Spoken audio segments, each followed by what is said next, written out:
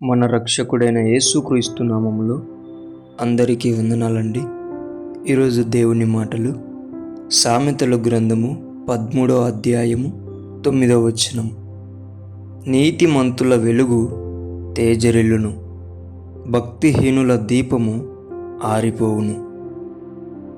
ప్రియ దేవుని బిడ్డలారా, నీతిమంతుల వెలుగు ఎందుకు తేజరిల్లుతుంది అంటే వారు దేవుని బాటలో నడుస్తూ ఆయన చెయ్యి పట్టుకొని వెళ్తూ ఉంటారు. ఎన్ని బాధలైనా, ఎన్ని కష్టాలైనా, ఎన్ని నిందలైనా.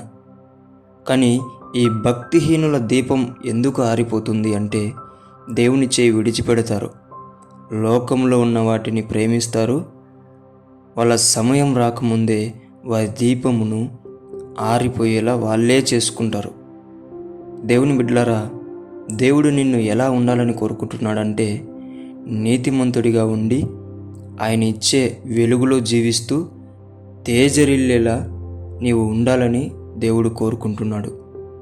దేవుని బిడ్డలారా, ఎంత కష్టమైనా, ఎన్ని బాధలైనా దేవుని చేయి పట్టుకొని ఆయన వెలుగులో తేజరిల్లుతూ అనేకులకు ఉపయోగపడే బిడ్డలుగా, దేవుణ్ణి కూడా నీవు ఆనందపరిచే బిడ్డగా నీవు ఉండి ఎప్పుడు తేజరిల్లుతూ ఉండాలని దేవుని బిడ్డ మనవి చేసుకుంటున్నాను.